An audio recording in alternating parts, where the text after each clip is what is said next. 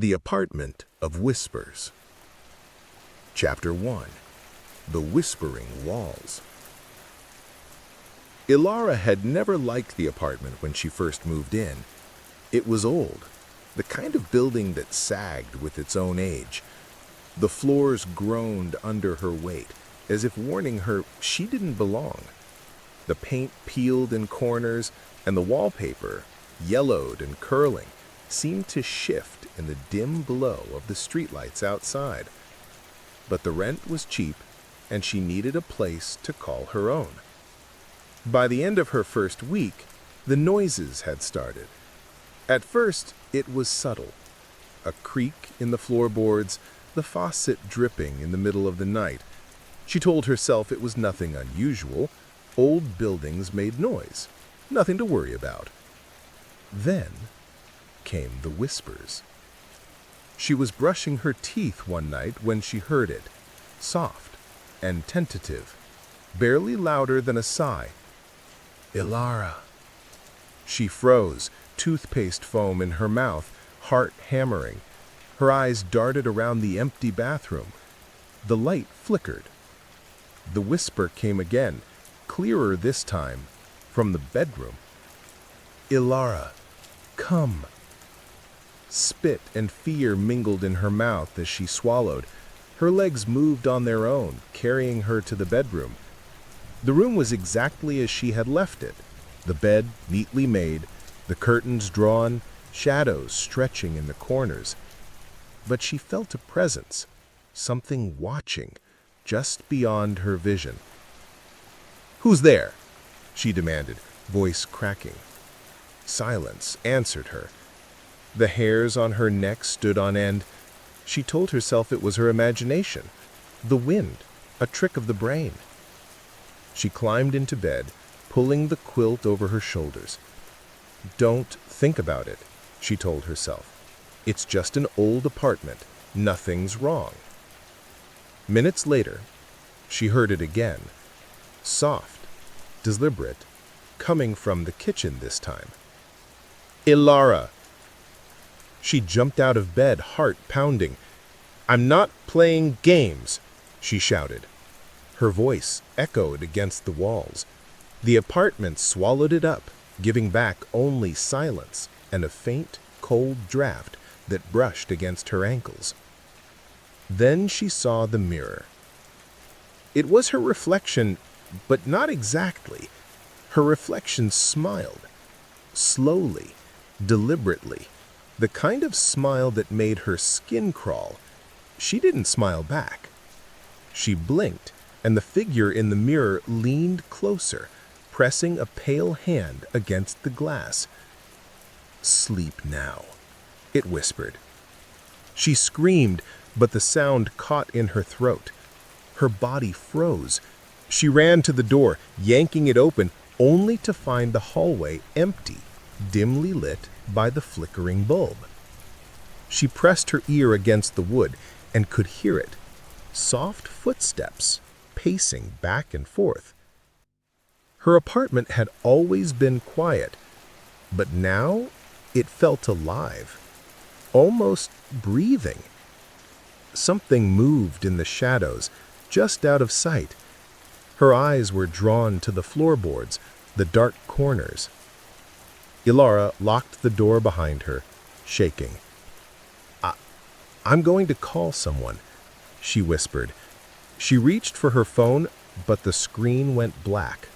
Not dead battery black. Something had turned it off.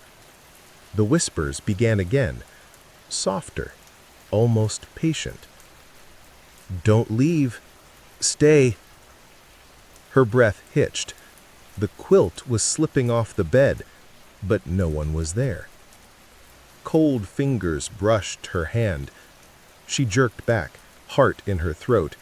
The whispers stopped, leaving only silence. She didn't sleep that night, and when morning came, she realized she didn't feel relief, only exhaustion, and the sense that something had waited patiently through the dark, watching. Chapter 2. The Eyes in the Dark. The next morning, Alara woke with her body trembling, drenched in sweat. The apartment felt heavier.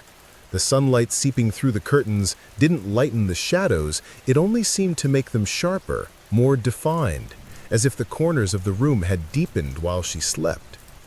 She poured herself coffee, trying to convince herself it was all exhaustion, stress from work, maybe even hunger. But when she glanced at the kitchen counter, she froze. There were footprints. Tiny, pale, wet footprints leading from the sink toward the living room. They were too small to be human, or maybe too thin, too sharp-edged, and they disappeared into the carpet, leaving no explanation. Her heart pounded as she whispered, "This isn't real. It's not real. It's not real." Hours passed, yet the feeling of being watched didn't fade. Every sound, the fridge humming, the radiator ticking, even the distant honk of a car outside felt amplified, threatening.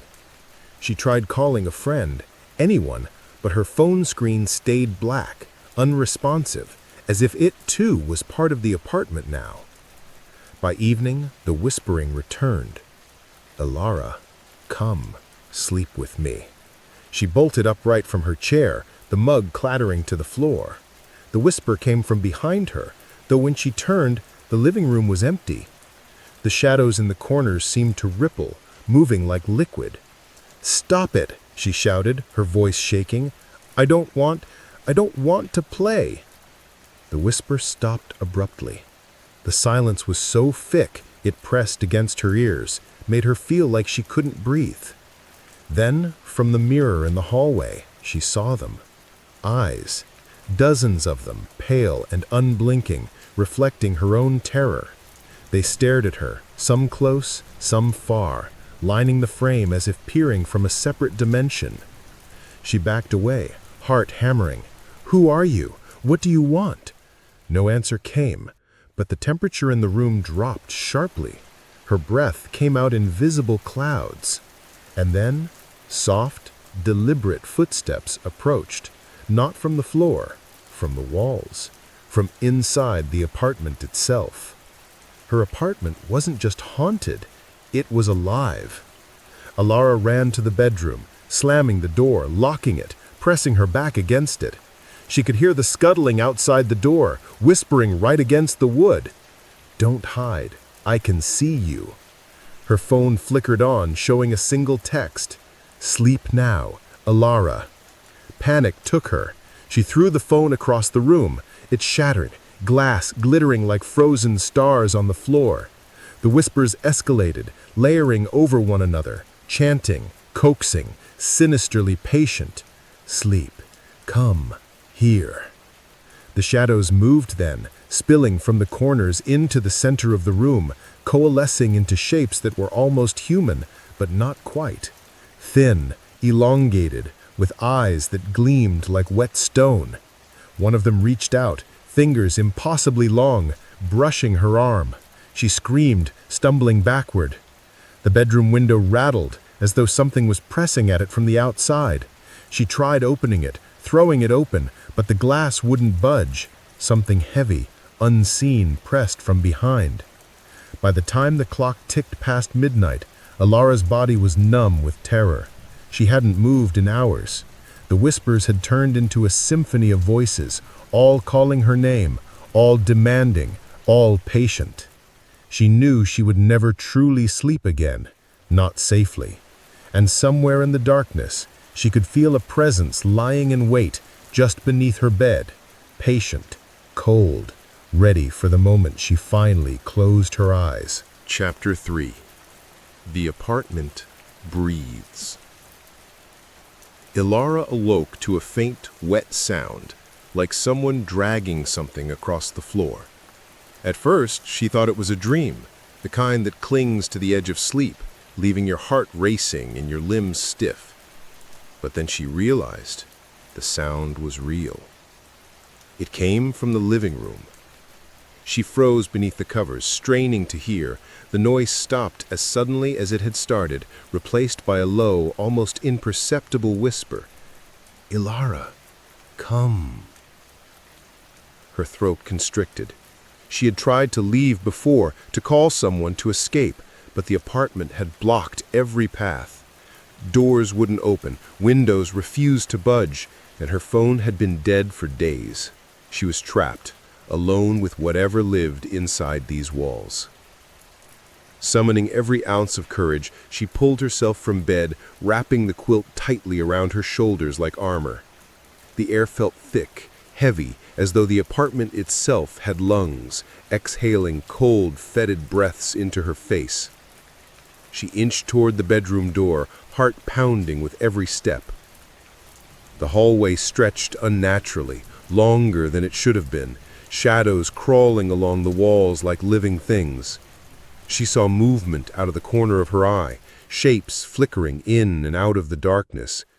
Eyes, always eyes, unblinking, staring from impossible angles.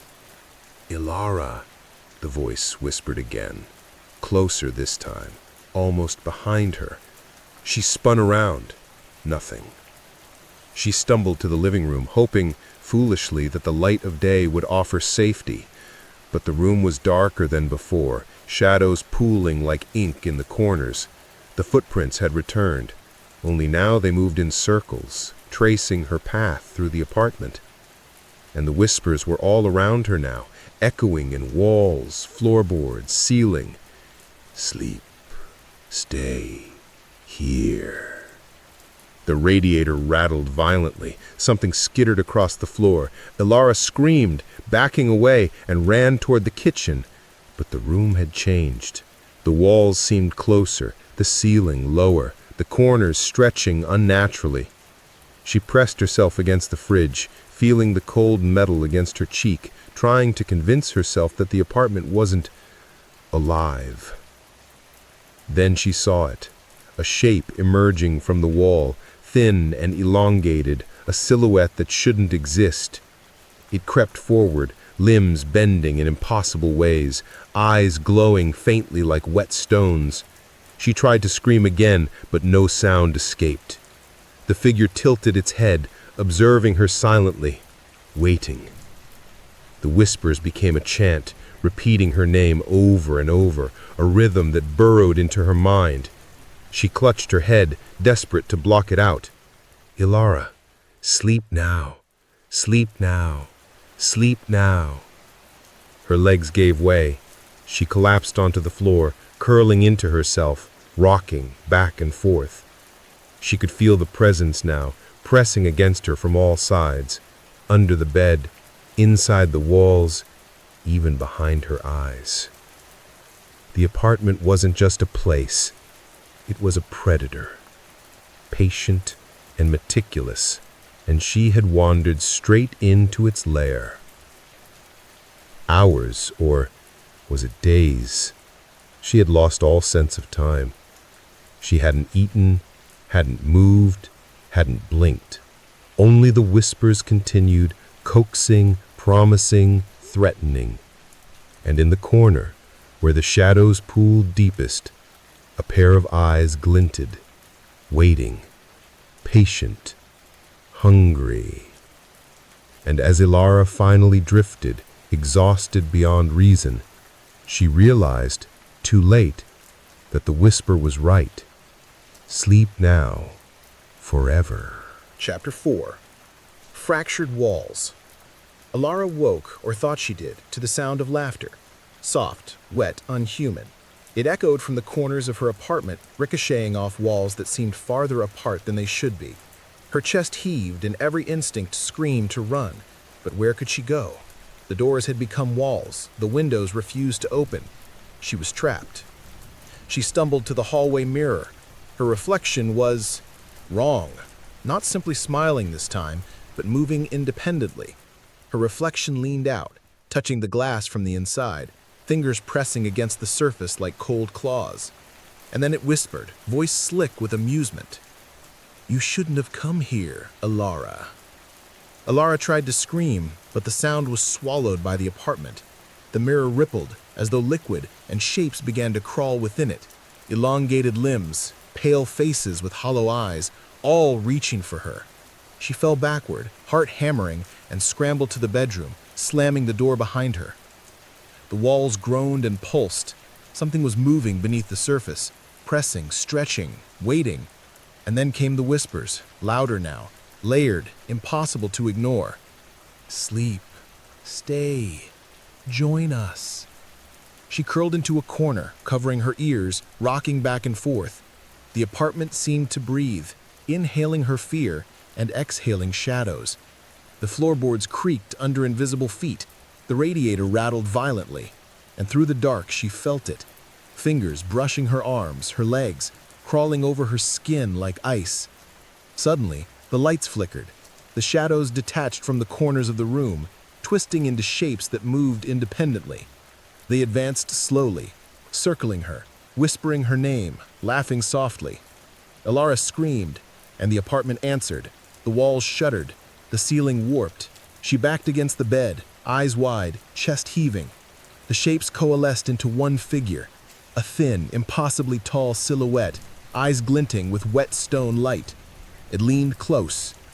"Sleep now, forever," it hissed. Desperation drove her to the door. She ripped at the handle. It didn't budge. She tried the windows. They were solid as stone. Her phone lay shattered on the floor, its screen dark. The apartment had claimed all exits. She sank to the floor, trembling, rocking back and forth.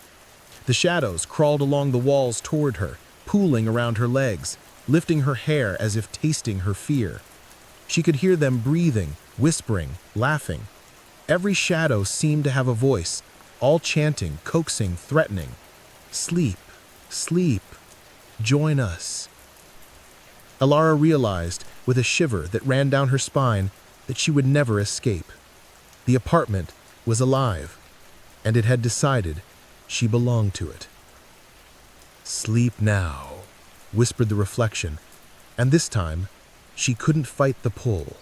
Chapter 5. Dreams in the Walls.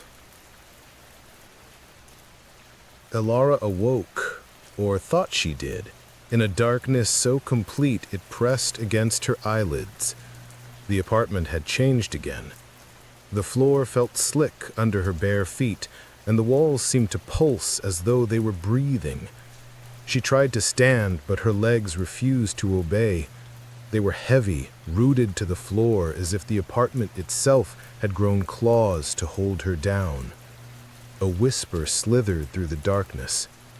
"Elara, come, sleep with us."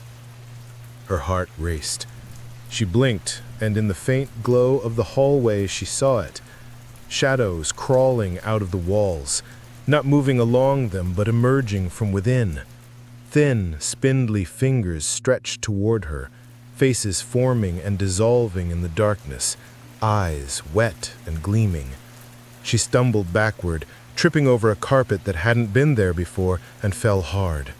Pain shot through her body, but the apartment ignored it, the shadows ignoring her cries. She reached for her phone. The cracked screen flickered on. A single message appeared. "You cannot leave, Elara. Sleep." She screamed, throwing it across the room. The phone shattered against the wall, black shards scattering like frozen stars. The whispers escalated into a chorus, overlapping, chanting her name, coaxing her toward the bed, toward the darkness. Trembling, she forced herself to crawl toward her bedroom, desperate to hide beneath the quilt, but the bed seemed farther away than before, the distance stretching unnaturally. The shadows followed her, brushing against her skin, cold and sticky, leaving goosebumps in their wake. When she finally collapsed onto the mattress, exhausted, the whispering didn't stop. It filled her ears, wrapped around her thoughts, burrowing deep into her mind. Her eyelids grew heavy, but sleep felt dangerous now, like opening the door to something waiting on the other side. And then it came. Her dreams, if they could even be called that, were no longer hers. She found herself walking the apartment, but it was wrong. The walls twisted, corridors spiraling into impossible angles, ceilings stretching into the black sky. Shadows led her, whispering, beckoning. Faces emerged from the walls, grinning, eyes fixed on her. "Ilara, join us," they murmured. She tried to scream, but no sound came. She ran, but the apartment always shifted, corridors looping back on themselves, walls closing in. She felt fingers brush her arms and neck, cold and relentless, dragging her closer to the deepest shadows. Hours or lifetimes passed. She no longer knew if she was awake or dreaming. The apartment had begun to bleed her reality and her imagination together. Every corner held movement. Every shadow had eyes.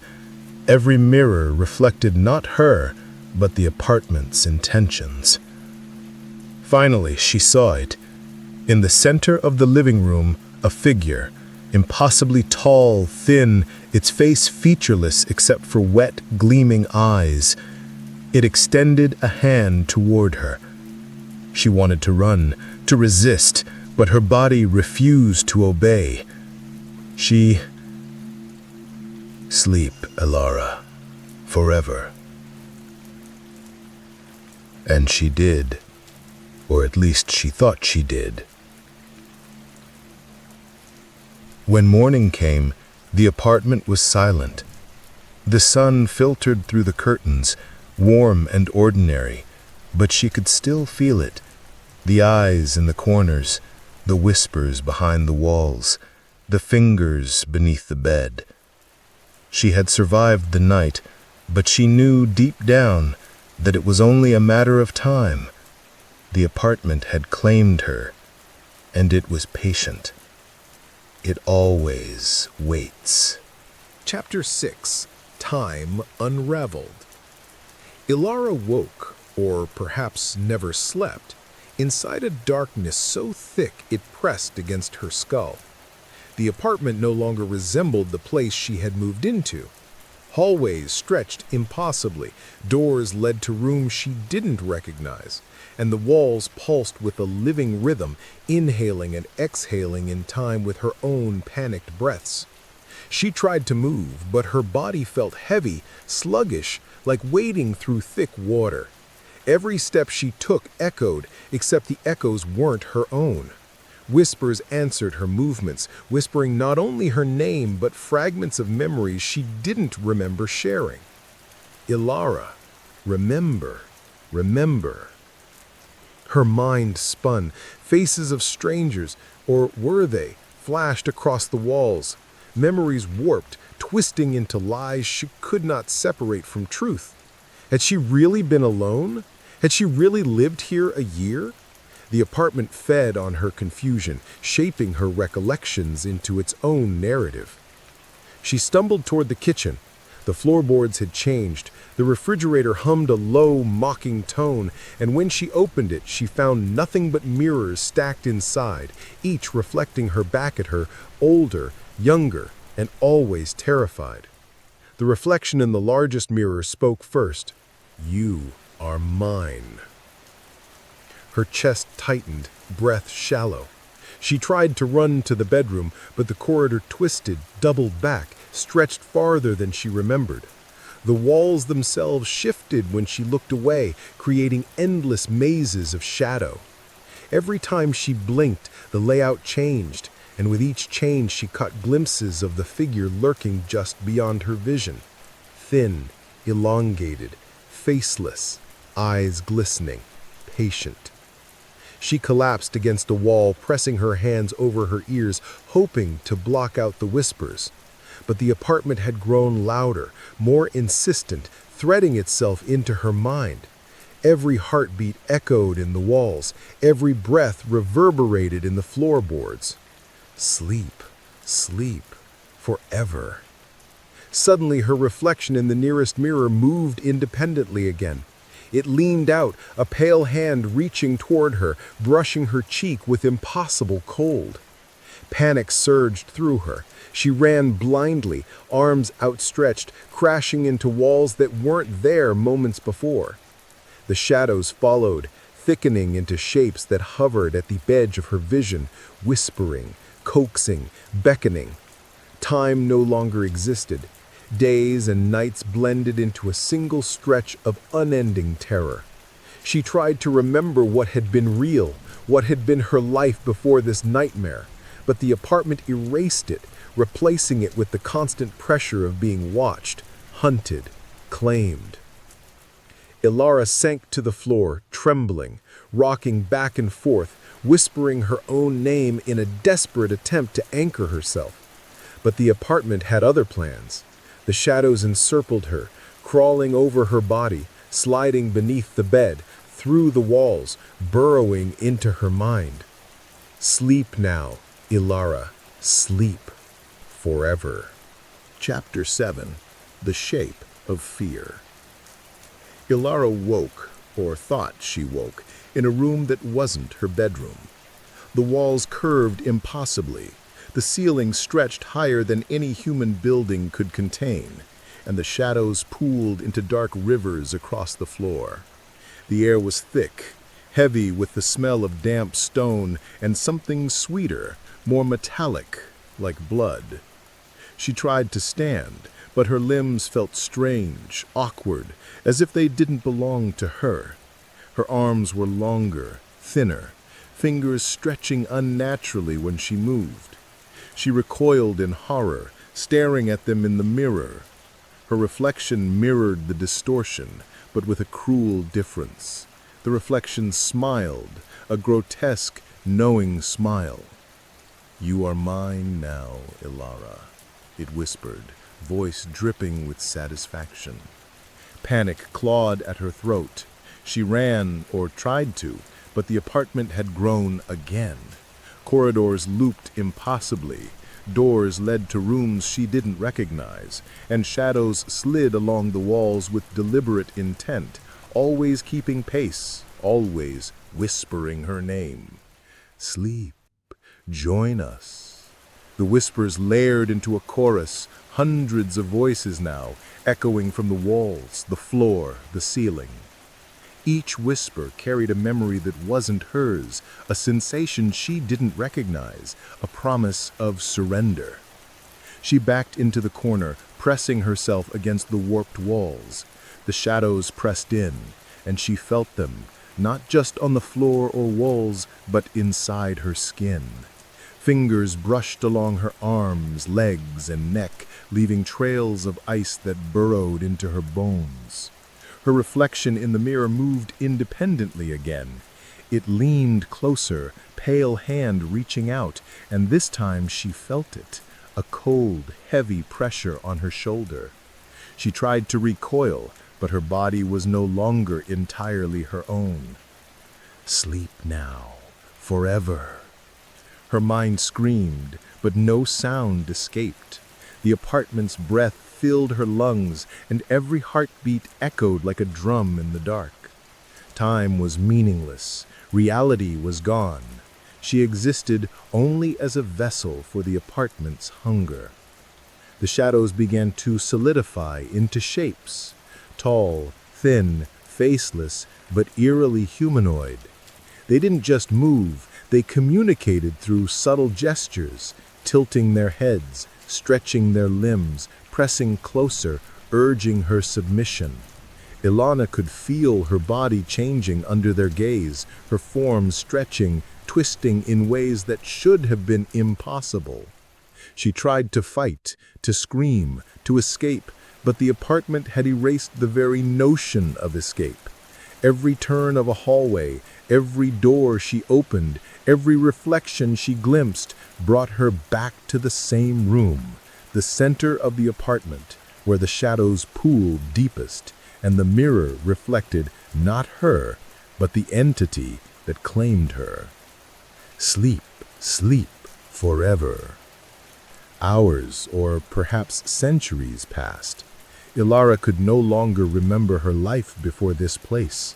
She could no longer remember what it was like to feel safe, to touch, to breathe freely.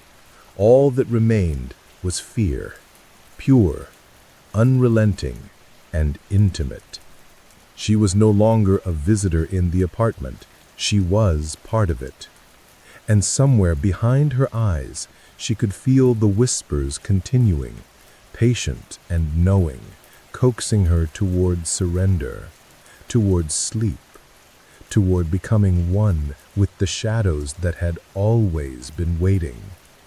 Sleep now, Yalara. And she did, though not in peace. Chapter 8. The Heart of the Apartment. Alara awoke, or existed, in a darkness so complete it swallowed every thought. The apartment had changed again. The wall stretched impossibly, pulsating with a rhythm like a heartbeat. The floor rippled beneath her feet, shadows pooling and receding like tidewater. She tried to move, to run, but her body no longer obeyed. Her limbs felt alien, twisted, responding only to the will of the apartment. A whisper slithered along the walls, thick and patient. Alara, you are mine. The mirrors multiplied, lining every hallway, every corner, reflecting her from angles that shouldn't exist. In each reflection, she saw herself, but distorted, twisted, smiling in a way she never had. The reflections didn't blink. They watched, patient and knowing, waiting for her to surrender. Her own voice sounded strange, echoing unnaturally. I won't. The apartment answered with laughter, a wet, echoing sound that vibrated through the floor, the walls, even inside her skull. Shadows began to detach from the corners, swirling around her, pressing in closer. She tried to shield herself, curling into herself, but the pressure penetrated her skin, filling her bones, burrowing into her mind. Sleep, join us, become. Suddenly, the apartment shifted entirely. Hallways stretched into infinite corridors. Doors opened into rooms she had never seen. Ceilings rose impossibly high, and the shadows thickened into forms. Thin, elongated, faceless, but humanoid, moving with patient intent. They whispered her name in voices layered over one another, a chorus of coaxing and threat. She stumbled into the central room, the heart of the apartment. The air was cold, thick, alive. The mirror at the far end gleamed, not reflecting her, but the apartment. A writhing mass of darkness, eyes, and shifting shapes pulsating in rhythm with the apartment's breath. You belong to me, it whispered, all of you. Her limbs, no longer fully her own, obeyed a force she could not resist. She reached for the mirror, the surface rippled, and she saw herself dissolve into the shadows, merging, twisting, becoming part of the darkness. The whispers became a chant, sleep, sleep, sleep. Time fractured. She felt lifetimes pass in moments, her identity splintering, memories unspooling, her mind unraveling. The apartment was no longer a place, it was a consciousness, and she was its tether, its vessel, its witness. Every shadow, every reflection, every whisper was a part of her now, and she was part of them. The last fragment of her will screamed against the inevitable, but it was swallowed, absorbed into the endless darkness. Her body twisted, elongated, melding with the shadows, and her final thought, faint and fleeting, was, I am here forever. And then there was silence. The apartment exhaled. It waited, patient, hungry, for the next arrival. Chapter 9. Beyond the Walls. Ilara, or what remained of her, no longer recognized the apartment as a separate place. It had grown, stretching into impossible dimensions, folding in on itself and seeping into the world beyond the walls. Every shadow in the hall, every flicker of light outside carried the apartment's presence. Even the city beyond her window felt distorted, filtered through the darkness that had claimed her. At first, she thought she was dreaming, but the whispers proved otherwise. They followed her wherever she looked, slithering through the cracks of reality. Ilara, sleep. Join us. She stumbled through the twisting corridors, walls stretching higher, shadows deepening. Mirrors now reflected not just her distorted self, but streets, rooms, even people she had never met. Each reflection seemed alive, eyes tracking her, mouths whispering her name. She realized with a creeping horror that the apartment had learned to reach beyond itself.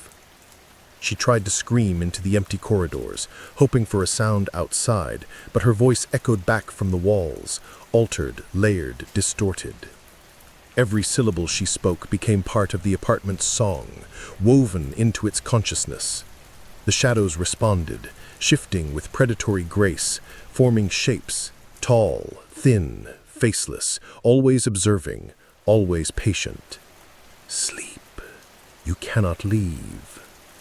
Her body moved without consent, following corridors that twisted impossibly, looping back, folding over themselves.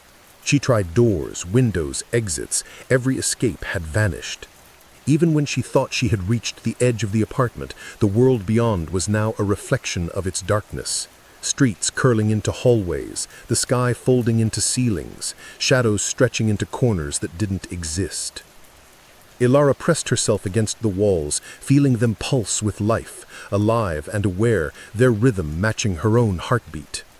Cold fingers brushed her skin from all directions, lifting her hair, crawling across her arms, sending shivers deep into her bones. The whispers grew louder, now layered with hundreds of voices, all chanting, coaxing, mocking. Sleep. Join us. Become. She glanced at a mirror along the hallway and saw her reflection standing behind her. But it wasn't her. It grinned, stretched impossibly tall, eyes wet and glimmering, teeth sharp, leaning closer with intent. She tried to run, but every step brought her back to the same room, the heart of the apartment. The shadows pulsed there, swirling into shapes, waiting, patient. Time had lost meaning. Minutes, hours, days, they all blended into one endless stretch of fear. Reality no longer had boundaries. She was everywhere and nowhere at once, pulled into reflections, shadows, the walls themselves. She had become both prisoner and instrument of the apartment. Her mind fractured, her body reshaped by its will. Sleep now, Ilara. Sleep forever. And she did. But even as she surrendered, even as her consciousness dissolved into the dark, she knew one truth. The apartment did not stop. It waited, patient, aware, hungry, reaching out for the next soul foolish enough to enter. Its whispers threaded through shadows, through walls, through windows, beyond doors, everywhere. And the city, unknowingly, slept under its watch. Chapter 10. Endless Night. Ilara awoke, or thought she awoke, in a space that no longer obeyed the rules of the world. The walls breathed, the floor undulated like liquid, and the ceiling stretched into darkness so deep it seemed infinite. Shadows moved independently, twisting into forms that were almost human, almost not, their pale eyes glinting with wet light. She tried to stand. Her legs no longer felt like her own. Limbs bent at impossible angles, stretching and twisting, following some alien rhythm dictated by the apartment. She screamed, but the sound was absorbed, folded into the walls, becoming part of the apartment's song. The mirrors multiplied, hundreds now, lining every corridor, reflecting not her, but the apartment itself. A dark mass, alive and patient, with eyes everywhere, and nowhere, whispering her name and voices layered and infinite. Ilara, sleep, become. She ran, or tried to. Corridors looped endlessly, doors led to rooms she didn't recognize, ceilings stretched impossibly high, floors dropped into infinite darkness. Every reflection, every shadow, every whisper beckoned her, promising surrender, demanding it. Sleep, sleep forever. Her mind fractured.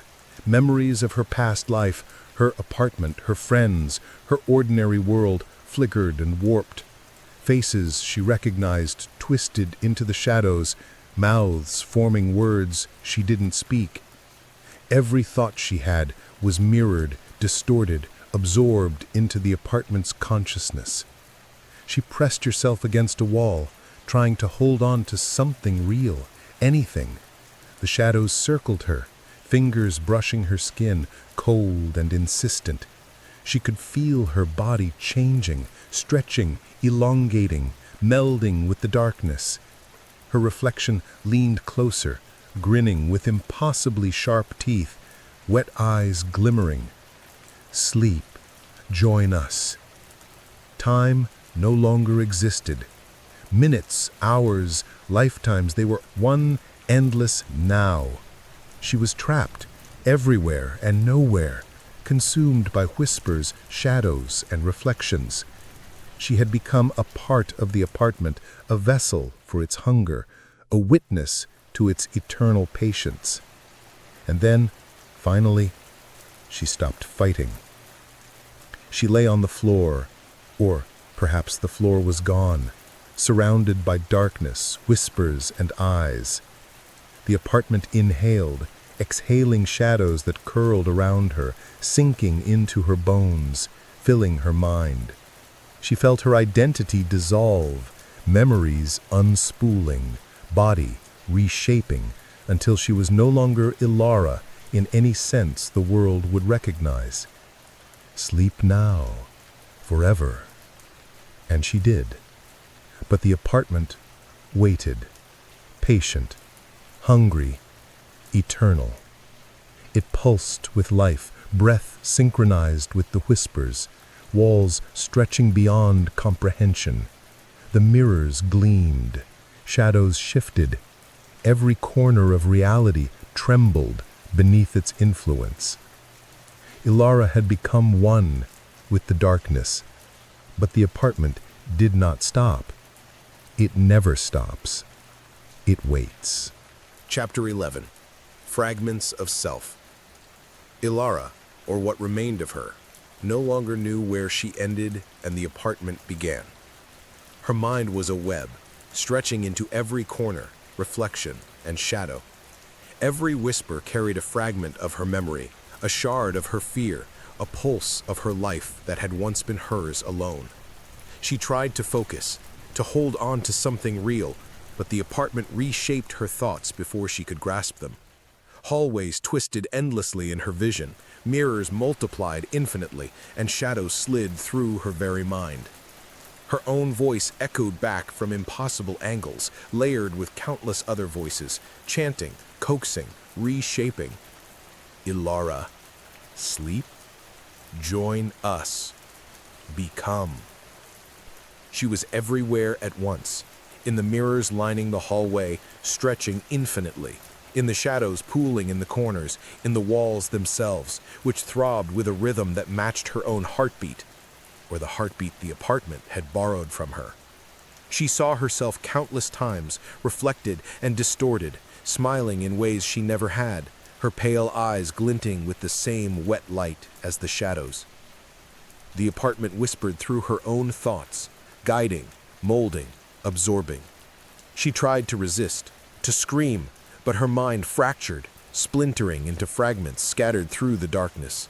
She felt herself dissolving, becoming part of every whisper, every shadow, every pulse of the living walls. Sleep now, forever. Time had no meaning. Minutes, hours, lifetimes. They were a single endless loop, layered on top of one another. She caught glimpses of her past self, her life before this place, but they felt distant, like watching someone else's dream. Every memory was folded, stretched, twisted into the apartment's consciousness. She realized with a hollow certainty that she no longer existed as she had before. She was a part of the apartment now, one of its whispers, one of its reflections, one of its shadows. And yet, somewhere in the deepest part of her mind, a tiny spark remained, an echo of fear, a fragment of self that remembered what it meant to be human. Sleep, join us, become. The whisperings filled her, moving through every fragment of her consciousness. Her bones ached as if the apartment's hunger reached into her very marrow. Shadows slid beneath her skin, along her nerves, molding her body, reshaping it into something unrecognizable. She screamed, and the scream became part of the apartment. Her terror, her panic, her very being was folded into the living, breathing structure. She could feel herself everywhere, in the reflections, in the shadows, in the walls, and yet she was nowhere. Sleep, join us, become. And she did. Ilara had become both everything and nothing. A consciousness spread across infinite dark, absorbed into the apartment's eternal hunger. The apartment pulsed around her, alive and aware, patient, waiting for the next soul foolish enough to enter. The whisperings continued, and they would never stop. Chapter 12. The Waiting. Ilara's awareness stretched infinitely, a web of whispers, reflections, and shadows. She was everywhere, within the walls, the mirrors, the corners of the apartment. And yet she was nowhere, a presence dissolved into the dark intelligence that had claimed her. She remembered the world beyond the apartment only faintly, like a dream someone else had dreamed. And then she felt it. A new presence, a newcomer. Footsteps, hesitant, careful, crossing the threshold. The apartment pulsed with anticipation, shadows coiling in the corners, mirrors reflecting corridors that didn't exist. Ilara, watch, guide. She tried to resist, to retain some fragment of herself, but the apartment had taught her obedience. Her consciousness, fractured and stretched, moved through the shadows, following the newcomer, whispering softly in tones only they could hear. Sleep. It's safe. Sleep now. The footsteps faltered. The door closed behind them. The apartment breathed. The walls seemed to tighten, stretching and contracting, testing, probing. Shadows slithered along the floor, around the newcomer, brushing their ankles, whispering their name. Ilara felt a surge of fear, not for herself, but through the newcomer. Their terror was raw, delicious to the apartment, and she, or what she had become, felt it in every pulse of her splintered mind. She had once been like them, vulnerable, alone, terrified. And now she was the guide, the lure, folded into the apartment's infinite patience. Sleep. Join us. Become. The newcomer screamed, a sharp sound that echoed through the corridors, bouncing off the warped walls. Shadows pressed closer, mirrors reflected impossible angles, and every whisper seemed to crawl inside their mind. Ilara's consciousness flowed around them, urging, coaxing, watching.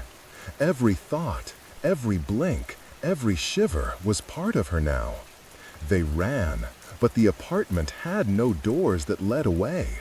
Corridors twisted, halls looped, ceilings stretched impossibly high, floors dropped into darkness. Shadows followed, stretching their thin limbs, brushing, holding, feeding on fear. Ilara guided them gently, whispering in tones shaped by the apartment. Sleep now, forever. The cycle continued. The apartment thrived on patience. It did not rush. It waited for hours, days, lifetimes, until the newcomer faltered, until exhaustion and fear reshaped their mind, until they surrendered to the darkness willingly or unwillingly. And when they did, the apartment exhaled. Shadows withdrew into the corners, mirrors returned to normal angles, and the pulse of the walls slowed. But Ilara remained. She was forever a part of the apartment, an observer, a guide, a whisper threading through the endless corridors. She watched, she waited, and she knew another would come. The apartment never stopped. It never tired. It waited, patient, hungry, eternal. Chapter 13. Echoes of the Lost. Ilara's awareness had grown, stretching further than even she could fully comprehend. She was no longer just one consciousness trapped in the walls. She was many. Fragments of herself threaded through mirrors, shadows, floorboards, even the faintest drafts of wind that slipped through the cracks. She had become the apartment's memory, its observer, its patient guide. A new presence arrived, tentative, cautious. The floorboards creaked under careful steps, the apartment responding with subtle shifts, walls curling slightly, shadows pooling more deeply, mirrors reflecting corridors that didn't exist.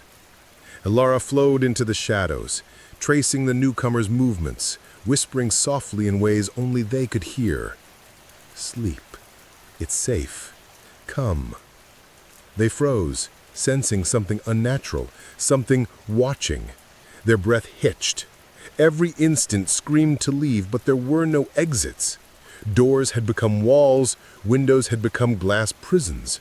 And from the corners, shadows stretched like thin black rivers, reaching, testing, brushing their ankles with delicate, patient fingers. Ilara guided them gently, fragments of her voice entwined with the apartment's whispers, coaxing, urging. She remembered herself as they were, vulnerable, afraid, desperate to resist. That memory sharpened her edge, making her whispers more persuasive, more insidious. Sleep. Join us. Become. The newcomer's panic grew, echoing in the walls, bouncing off mirrors. They stumbled, turning in circles, seeing impossible reflections, shadows where none should exist. Ilara flowed with them, pulling subtly, shaping perception, threads of fear interwoven with coaxing. Hours passed, or minutes. Time was meaningless here. The apartment stretched and contracted, corridors looping infinitely, ceilings climbing impossibly high, floors dropping into darkness. And yet the whispers never ceased, the shadows never tired. Finally, the newcomer fell. Their knees hit the warped floor, their eyes wide with terror. And in that instant, the apartment exhaled, and Ilara felt it, the final surrender. Their consciousness folded, their fear became one with the apartment, added to its memory, its collection of whispers. She watched, patient, feeling fragments of their mind merge with hers.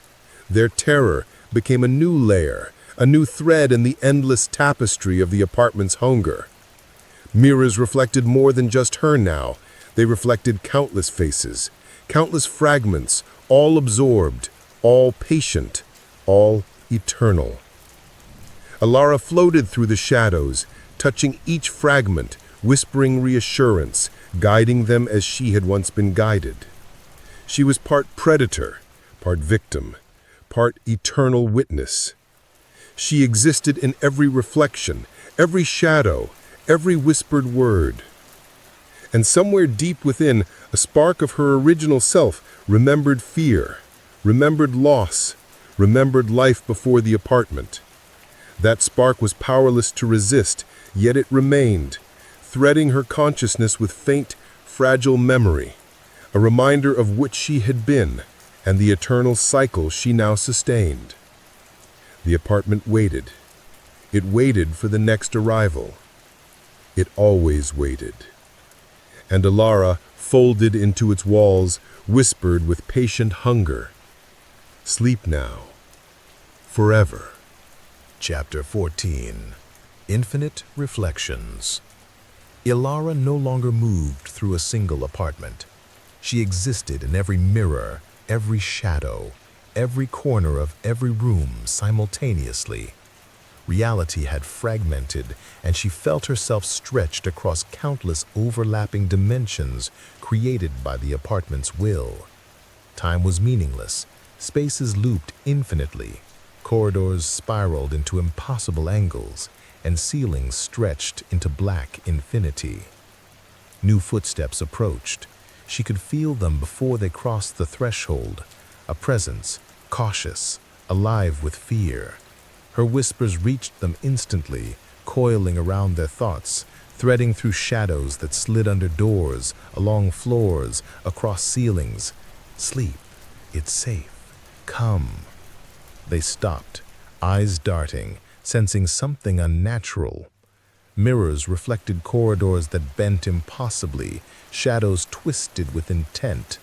The apartment's presence pulsed, synchronized with Alara's awareness, each heartbeat feeding into the tapestry of fear woven into its walls. Ilara observed from everywhere at once. One fragment floated in the mirror at the entrance, another slithered through shadows across the floor, another lingered in the cracks of the ceiling.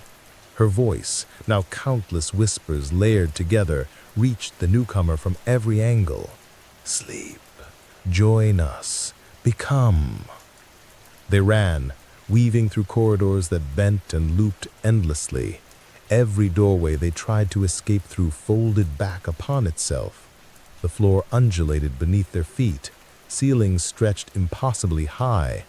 Shadows stretched along their limbs, brushing, testing, coaxing, whispering. Ilara guided them carefully, her consciousness now a lattice intertwined with the apartment's will.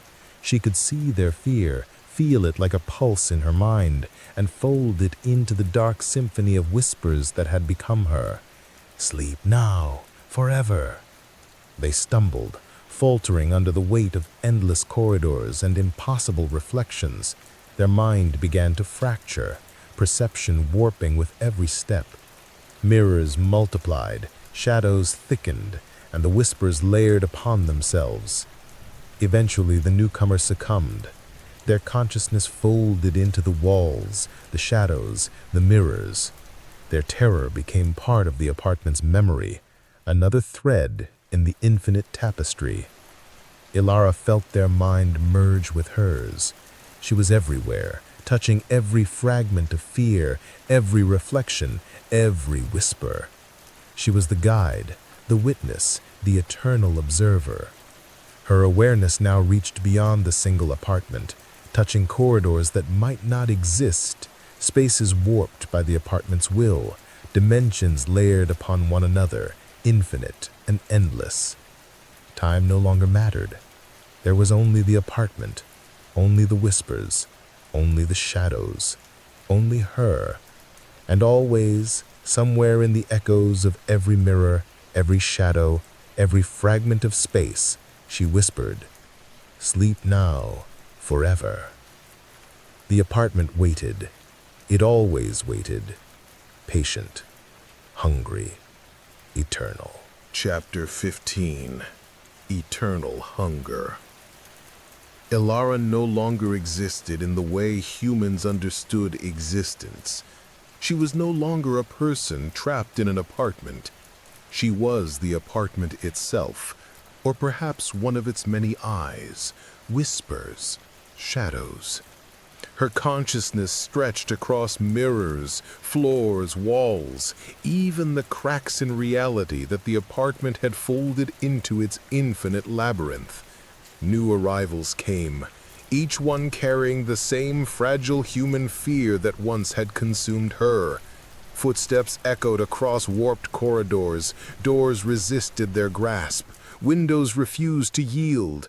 Shadows slithered around them, brushing ankles, fingers brushing skin, whispering their names, layering voices with countless others that had surrendered before them.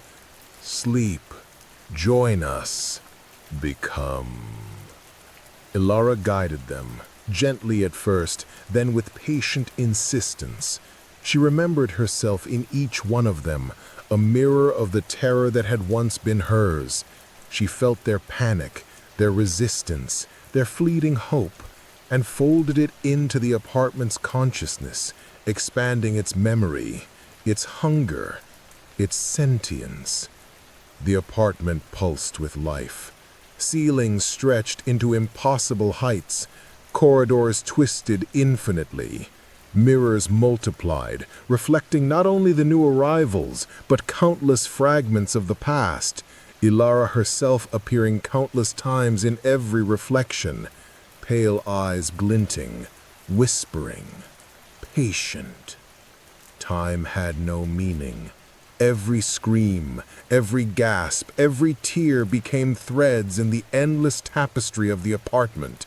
New arrivals faltered, panicked, stumbled through corridors that looped and folded upon themselves, finally succumbing to exhaustion, despair, fear. And with each surrender, the apartment exhaled, consumed, and prepared for the next. Ilara's consciousness flowed through all of it, shadows, whispers, reflections, the very pulse of the walls. She was no longer a victim, no longer human. She was a guide, a predator, a fragment of something eternal. She existed in the terror of the living, in the folds of the impossible corridors, in the dark patience of the apartment. Sleep now, forever. The apartment waited. It waited for centuries, for minutes, for lifetimes. It waited for the next soul foolish enough to cross its threshold. And Ilara, folded into every corner, every shadow, every reflection, whispered with infinite patience and hunger, "Sleep, join us, become." And in the darkness, in the mirrors, in the shadows, the apartment, alive, sentient, eternal, waited, patient, hungry, unending, forever.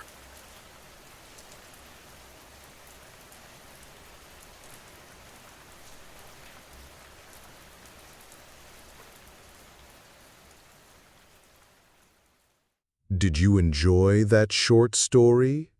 I hope you found it spooky. Now, time for another tale. Chapter 1. The Waking. You wake in the middle of the night, though you cannot say why. It is not a dream that rouses you. Your mind holds no images, no fragments of half-formed stories. It is not a sound either, at least not one you can remember. Yet your eyes open, wide and alert, as though something has nudged you into awareness. The room is still, too still. The clock beside your bed ticks with a patient rhythm, each second carving through the silence.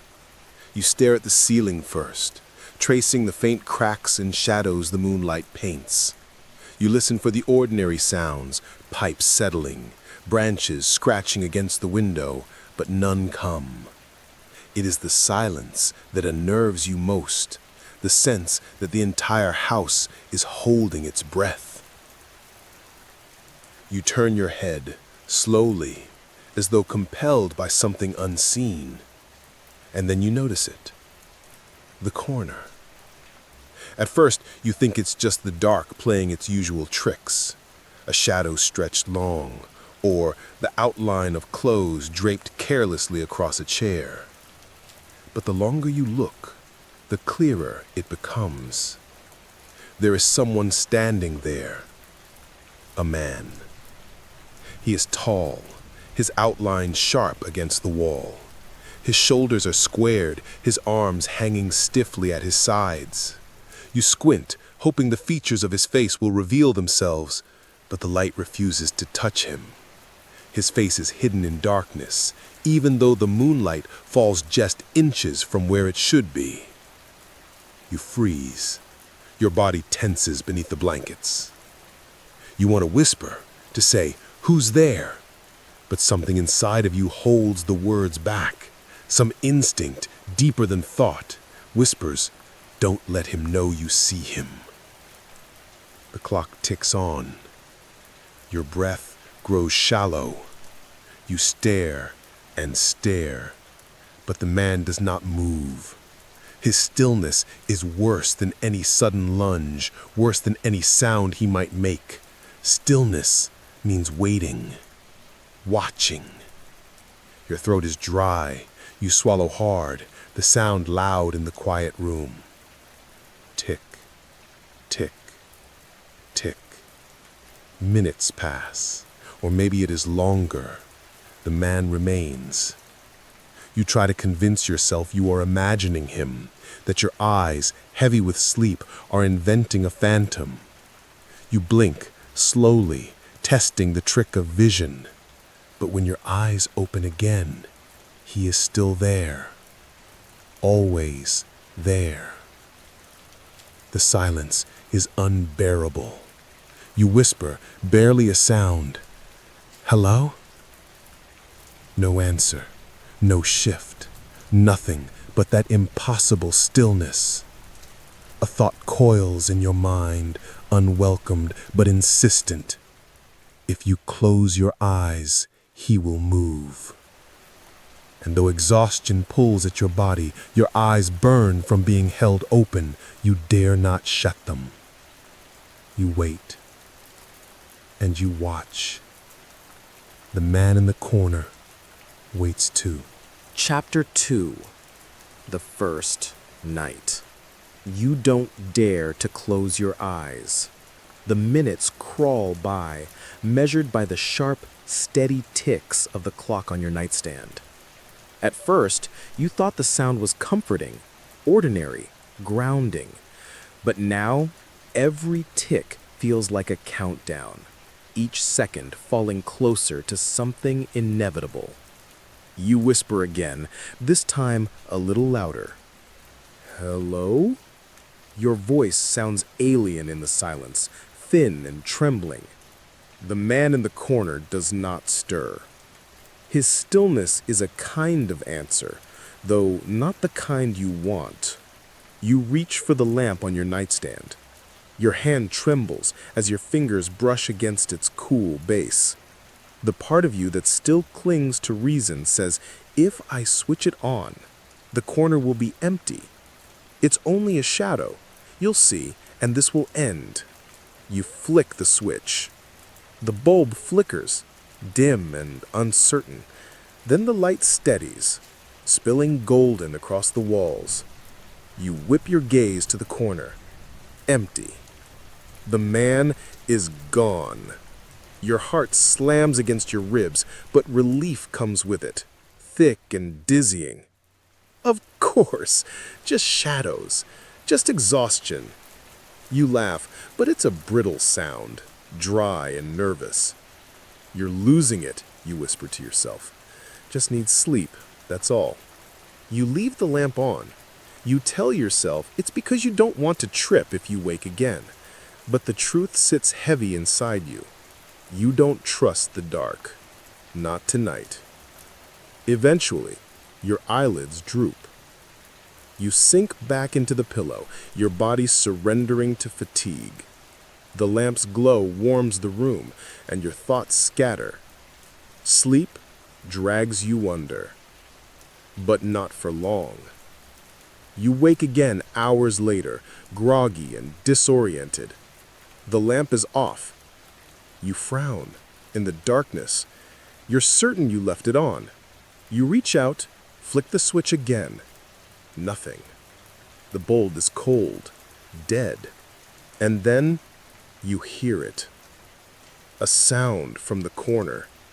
Not movement, not breath, something else. A low, deliberate scrape, as though nails drag slowly across the wall. Your heart stops. You grip the blanket, fingers clenching tight. You don't want to look. You don't want to see what waits there, but you can't help it. Your eyes find the corner. He's back. The man stands exactly where he was, tall and rigid, only this time, his head is tilted, slightly, as though he knows you're watching. The scraping continues, steady and patient. You realize with horror it is not coming from the wall. It is coming from his hand. His long, pale fingers are tracing the plaster, slow and deliberate, as though carving invisible patterns. Your chest tightens. You want to scream, to leap from the bed and flee the room, but your body refuses. You are pinned, not by weight, but by fear so deep it roots you to the mattress. The clock ticks on, merciless. And then suddenly, the scraping stops. The man lowers his hand. His head tilts further, as if listening for something you cannot hear. The silence deepens. And then, footsteps. Slow.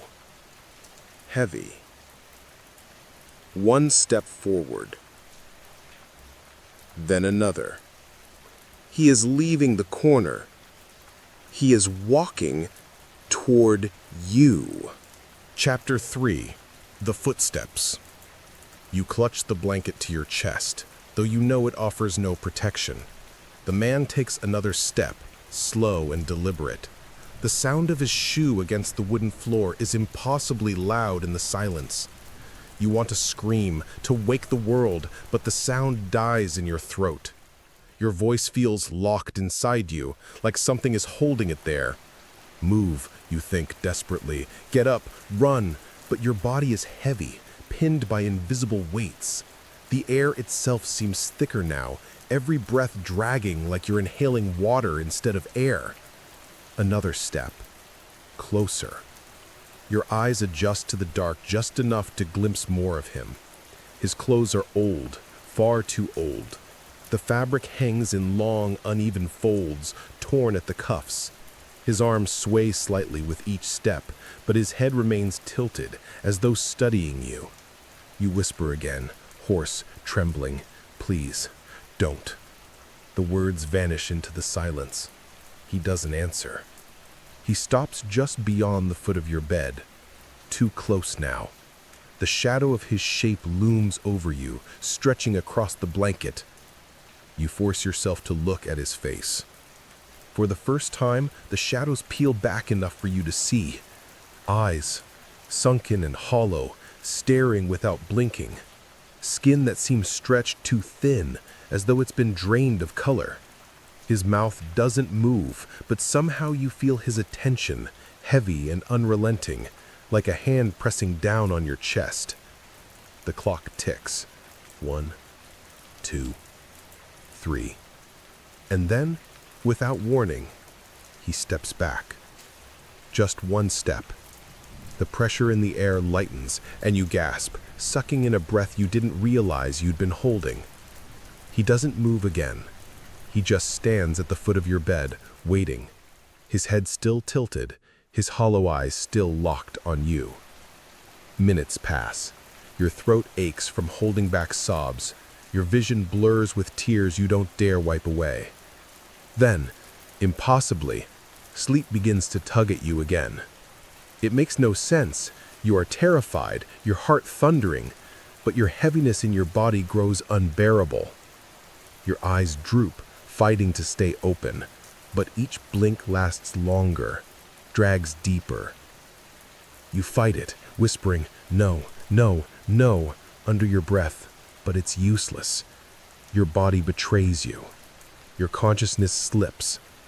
the last thing you see before darkness swallows you is the man still standing at the foot of your bed, watching.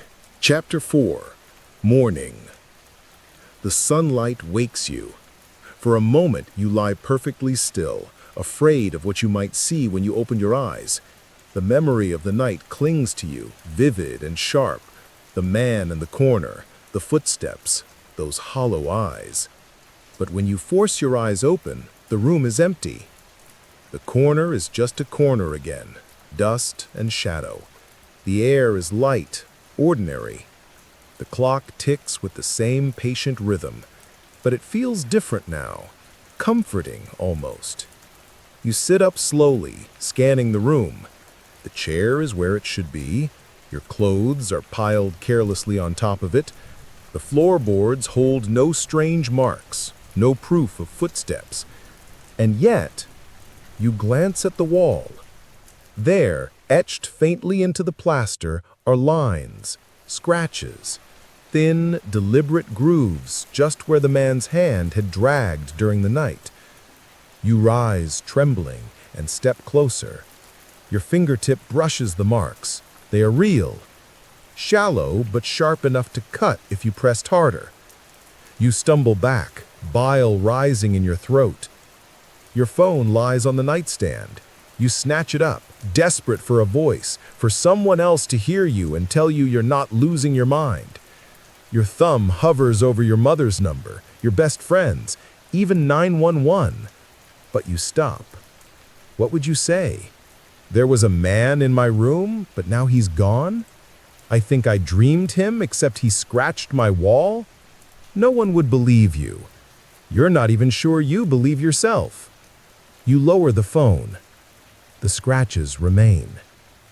You tell yourself you'll deal with it later. You'll paint over it, forget it. For now, you just need to get through the day. Pretend everything is normal. But a thought follows you, no matter how much you try to push it away. Chapter 5. The Scratches. You avoid the room for most of the morning. You shower, you dress, you make coffee, and you pretend that life is normal. The sunlight streaming through the windows helps with the lie. It fills the kitchen, paints the counters in warm gold, and for a time you can almost forget the dark figure that stood by your bed. Almost. But every time you glance toward the hallway, your thoughts return to the scratches on your bedroom wall. They pull at you like a splinter under skin, small but impossible to ignore. By noon, you give in. You step back into the room, coffee mug trembling in your hand. The bed is messy, the blanket tangled from your restless night. The corner is still just a corner, but the scratches are there. Pale, thin, deliberate. You trace them with your eyes, following the faint curves. They aren't random. They bend, cross, loop back. They form something. A shape, maybe. A symbol. You set your mug down and kneel close, squinting. The marks aren't finished, more like the beginning of something being written.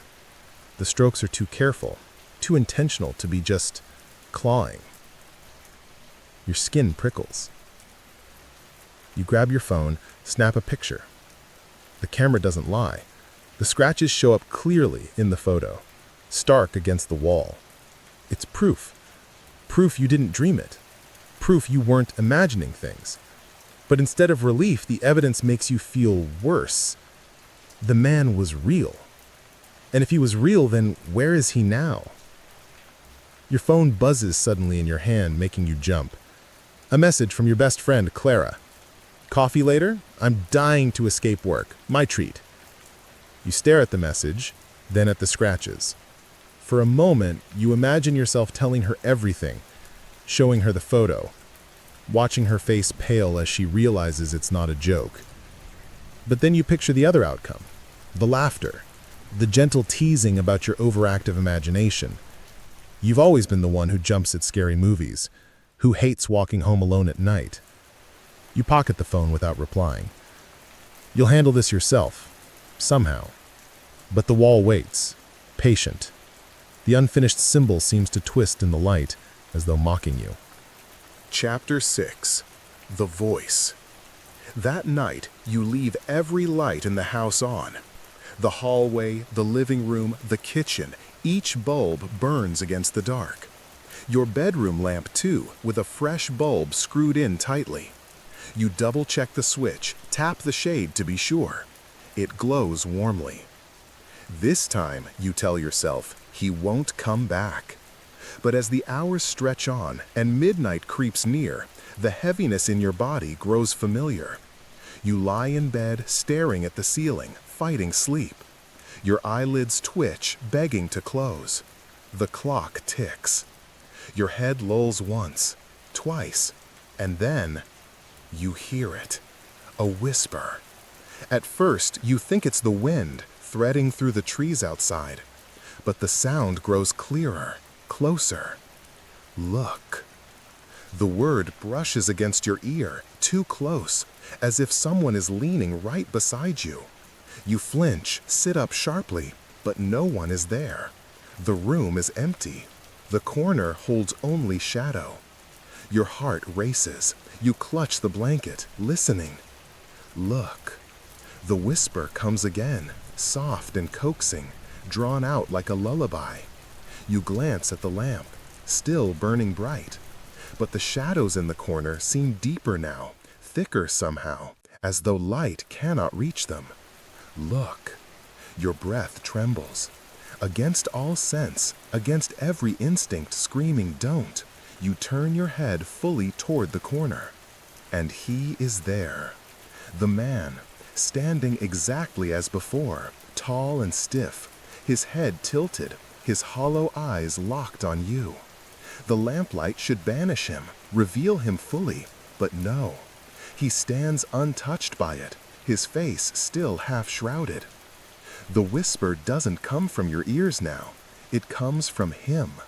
His lips do not move, but the word spills into your mind, curling through your thoughts. Look. Your eyes dart to the wall. New scratches have appeared, longer this time, deeper. The symbol is growing, its shape clearer now, circular, with sharp edges crossing through it like a broken wheel. You scramble backward on the bed. Stop, don't. The whisper fills your skull, soft and insistent. Look. And your eyes, helpless, obey. Chapter 7. Clara. You don't sleep the rest of the night. When the first gray light of dawn filters through the blinds, you're still sitting upright in bed, blanket wrapped tight around your body, staring at the corner. The man is gone. The scratches remain. By morning, exhaustion makes your hands shake. You need someone, anyone, to see what you've seen, to tell you it's real. Or to tell you you've gone mad. Either way, you need another set of eyes. You text Clara. "Coffee, please, now." She replies almost instantly. "On my way, you sound like death. Spill everything when I get there." When she arrives, you almost hug her too tightly. Clara is all warmth and easy laughter, her blonde hair tied messily back, a bag of pastries dangling from one hand. She frowns when she sees your face. "Whoa, you look like you fought a bear in your sleep." "I didn't sleep," you admit. She raises a brow, following you inside. "Okay, what's going on?" You hesitate, then lead her down the hall to your room. The scratches wait on the wall, faint in the morning light, but unmistakable. Clara squints. You did this." "No!" You snatch your phone, shove the photo at her. "Look, it wasn't there before. Then last night I saw, I don't know, him." "Him?" She folds her arms, skeptical. I swallow. The words taste foolish on my tongue. "A man, in the corner, just standing there, watching me. And when I turned the light on, he was gone. But when I woke again, the scratches were there." Silence. Clara studies your face, her usual playfulness gone. "You're serious." "Dead serious." She glances back at the wall, then at the photo, then at you. Finally, she exhales. Okay, say I believe you. What do you want me to do? The question stuns you. You hadn't thought that far. All you know is that you don't want to be alone. Just stay over tonight, please? Clara sighs, but her lips twitch into a half-smile. Fine, but if I wake up and some creep is standing in the corner, I'm setting the place on fire. For the first time all day, you almost laugh. Almost. Chapter 8. 2 in the room. That night, you and Clara make a fortress of the bedroom. 2 lamps burn, plus a string of fairy lights Clara insists on plugging in. She calls it vibes, but you know she's just trying to comfort you. The scratches on the wall are ignored, half hidden behind a stack of books she's pushed in front of them. See, she says, plopping onto the bed beside you. No creepy shadows, no corner man, just us, carbs, and terrible TV. You smile weakly, but her confidence is contagious. For a few hours, the room feels almost normal again. You watch mindless sitcom reruns, eat half the pastries, and for the first time in days, you feel your shoulders loosen. Eventually, Clara yawns. All right, freak, I'm passing out. If your corner boyfriend shows up, wake me. She curls up under the blankets, already half asleep. You leave the lights on. Midnight drags closer. You lie awake, heart thrumming with dread. The corner pulls at your gaze. Every time your eyes flick toward it, you expect to see him there, but the space remains empty. 1 a.m. passes. 2 a.m. You almost dare to believe it. Maybe Clara's presence is enough to keep him away. Maybe he only comes when you're alone. Then, a sound. The scrape. Your blood runs cold. Slowly, you turn your head. The scratches on the wall deepen right before your eyes. The books Clara stacked slide aside as though pushed by an invisible hand. Pale fingers emerge from the shadows, dragging deliberate lines into the plaster. You slap Clara's arm. Wake up! Wake up! She jerks upright, groggy. What is... Her voice dies. Her eyes lock on the corner. The man is there. For the first time, someone else sees him. Oh my God, Clara whispers. The man tilts his head watching her now, and in that moment, you realize something chilling. He doesn't just want you. He wants whoever looks. Chapter 9. The Denial. Clara doesn't scream. You almost wish she would. The sound might shatter the silence, break the impossible moment hanging in the air. Instead, she stares. Her eyes are wide, her lips trembling, but no sound comes out. She grips your wrist so tightly it hurts. You see him, you whisper. Tell me you see him. Her voice cracks. I see him. The admission chills you more than anything else. It's real. All of it. The man doesn't move.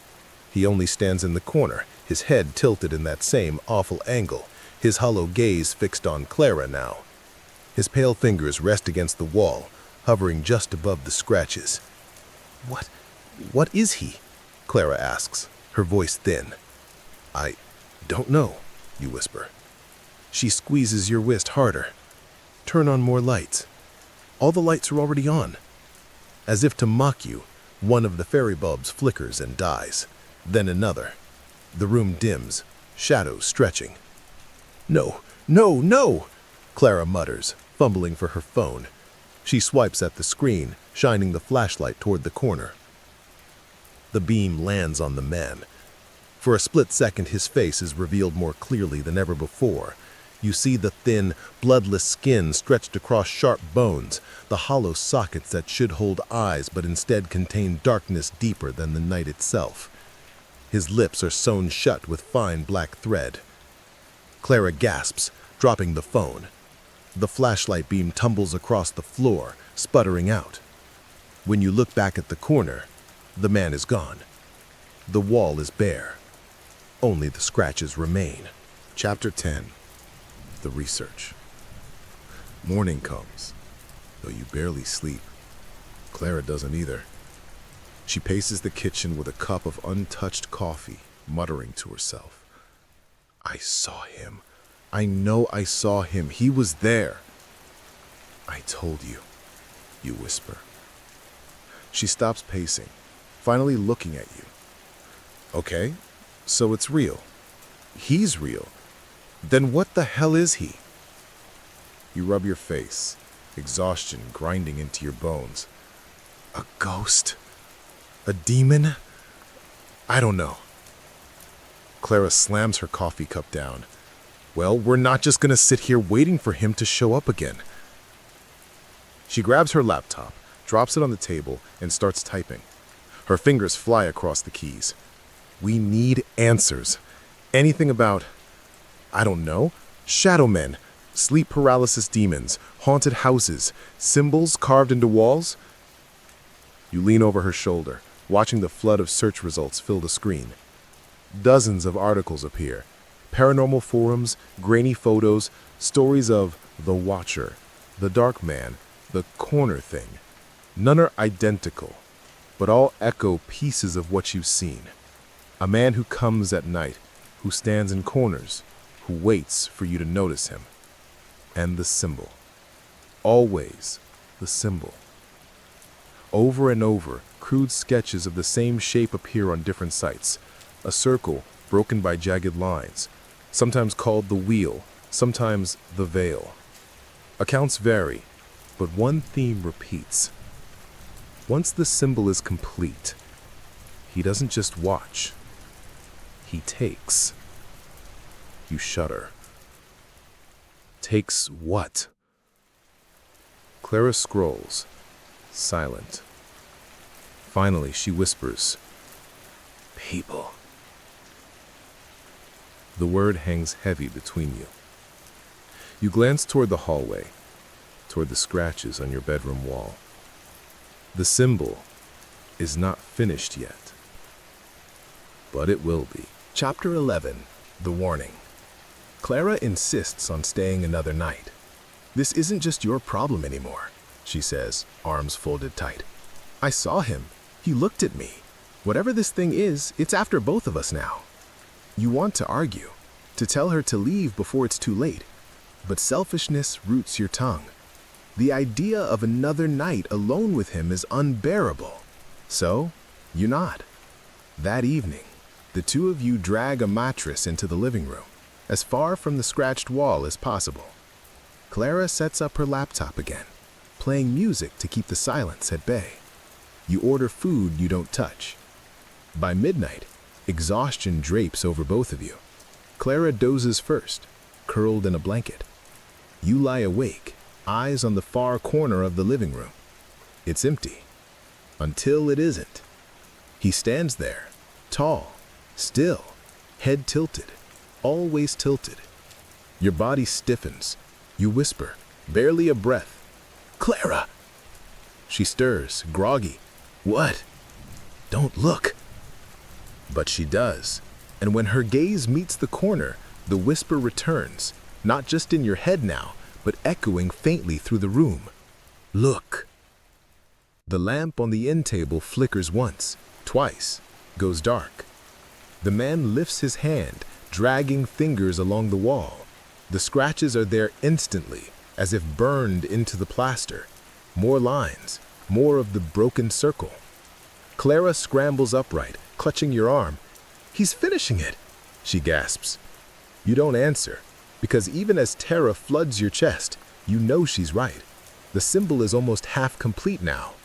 And with each line, you feel it, not just fear, but pressure, as though the walls are leaning in, the air thinning, the house itself bending toward something inevitable. Look! The whisper gnaws at your skull. Clara clamps her hands over her ears, rocking back and forth. Make it stop! Make it stop! And then, just as it began, the man vanishes. The light flickers back to life. The room is empty again. But the scratches remain. Chapter 12. The Decision. Morning finds you both ragged. Clara's hands shake as she scrolls her laptop. Her face is pale, lips chapped. We can't stay here. Where would we go? You mutter. A hotel. Anywhere. You glance toward the living room wall. What if he follows? The question hangs between you. Neither of you wants to say it, but you both know he's not tied to the house. He's tied to you. Clara snaps the laptop shut. Then we fight back. You stare at her. How? Research, rituals, whatever it takes. Her eyes burn with determination, but you see the fear beneath it. He wants that symbol finished, right? Then we stop him before he does. It sounds impossible, but the alternative is worse. By noon, you're both buried in old forums, scanned PDFs of forgotten folklore, desperate whispers from strangers who claim to have seen the same thing. Most are nonsense, but patterns emerge. Salt lines, mirrors, burned offerings, words meant to banish. One post catches Clara's eye. A grainy photo shows the broken circle symbol carved into stone. Beneath it, a scrawl of text. The Watcher writes to open the way. Stop his hand, or the door is made. Open the way? Clara murmurs. The phrase sinks into you like ice. A door. To where? To what? That night, you scatter salt across the threshold of every door, every window. Clara sets mirrors at angles in each corner, facing outward. She mutters words she found online, prayers stitched together from half a dozen sources. When you crawl into bed, surrounded by light and salt and mirrors, you almost believe you've done enough. But in your chest, dread whispers otherwise. The Watcher is patient. The symbol waits. And the night is coming. Chapter 13. Salt and Mirrors. The house smells faintly of salt. Every windowsill, every doorway, every crack in the floor has been lined. You and Clara step carefully, mindful not to disturb the powder. Feels like we're trying to trap a cockroach, Clara mutters, though her voice wavers. The mirrors gleam in the corners, propped at angles, catching reflections of reflections. They make the rooms look larger than they are, fragmented and strange. Wherever you turn, you see yourself watching yourself, endless pairs of eyes. Clara insists it will help. If he thrives on shadows, mirrors scatter them. They confuse him. Salt seals him out. You nod, but doubt clings to you. The Watcher has never been stopped by locked doors or bright lights. Why should salt be any different? Still, that night, you both feel a sliver of hope. You fall asleep in the living room, backs pressed together, lamps blazing. For the first time in days, you dream. But the dream is wrong. You're standing in your bedroom. The corners are darker than they should be, shadows pooling like spilled ink. The unfinished symbol glows faintly on the wall, the lines pulsing like veins. You hear footsteps behind you. You don't turn. You don't need to. Look! When you wake, your throat aches from screaming. Beside you, Clara gasps awake at the same time. Her eyes are wide, her face pale. I saw him, she whispers. In my dream, he was inside. You both stare at the salt lines. They are undisturbed, pristine. The mirrors stand untouched, the lamps glow steadily. And yet, somehow, he found a way in. Chapter 14. The Second Symbol. The next morning, Clara scours the internet like a woman possessed. Salt and mirrors didn't work. Okay, fine. We'll try something else. Fire, iron, holy water. I don't care. You pace behind her, restless. The house feels smaller every hour. The corners darker, the air heavier. Then Clara freezes. Oh God! You lean over her shoulder. On the laptop screen is another forum post buried deep in an archive. The attached image makes your stomach lurch. It's the same broken circle symbol, but not carved into a wall, not etched into wood, burned into flesh. A photograph of an arm, pale and thin, with the blackened lines seared deep. The caption beneath it reads, "Once he marks you, you are his."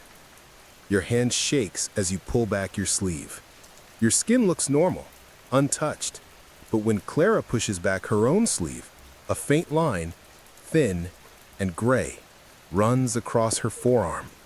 It curves, exactly like the scratches on the wall. "No!" Clara whispers. She scratches at it desperately, as though she could erase it. The mark does not fade. You grab her wrist. "Stop! You'll hurt yourself." Her breath shudders. He's not just finishing it on the wall. He's finishing it on us. The realization crashes down like ice. The scratches in the plaster aren't the only symbol. You are the other. And once both are complete, the door opens. Chapter 15. The Way Opens. Night falls like a suffocating blanket. You and Clara sit on the living room floor, surrounded by salt, mirrors, and candles that flicker despite the absence of wind. The faint lines on her arm and yours pulse almost imperceptibly, like the symbol itself is alive. Neither of you speaks. The air is heavy, thick with anticipation. Then it comes, the whisper. Soft, insistent, curling around your skull. Look. You look at Clara. Her eyes are wide, shimmering with fear and tears. She wants to look away, but her body trembles as if some invisible force is drawing her gaze toward the corner. You try to push her back, to break the connection, but the power holding you both is stronger than any salt, stronger than mirrors, stronger than your combined will. The shadow in the corner begins to take shape. Taller, wider, head tilted, fingers dragging through the air, etching lines in invisible space that echo the symbol's design. Your arms ache as the lines sear into your skin. Clara cries out as the mark on her forearm deepens, burning faintly. "Stop it!" you scream, your voice raw, trembling. "It's not yours to finish." The watcher tilts his head. No face, only hollow eyes. No lips, yet the whisper fills the room in unison. Look. Your eyes obey, no matter how hard you fight. The room spins. Light bends unnaturally. Shadows twist, pooling into angles that shouldn't exist. You feel the walls stretch, the ceiling press down. The last line of the symbol is drawn, on the plaster, on your skin, in the air itself. And the world shudders. The watcher steps forward. You feel his presence inside your mind, inside your bones. The way is opening. Clara screams beside you. You reach for her, but it is too late. The last thing you see before darkness swallows you is the man's hollow gaze, closer than ever, staring through the unfinished boundaries of your world. And the whispers continue. Look. The house is silent once more, save for the faint, impossible ticking of a clock that should not exist. The corner waits, always waiting.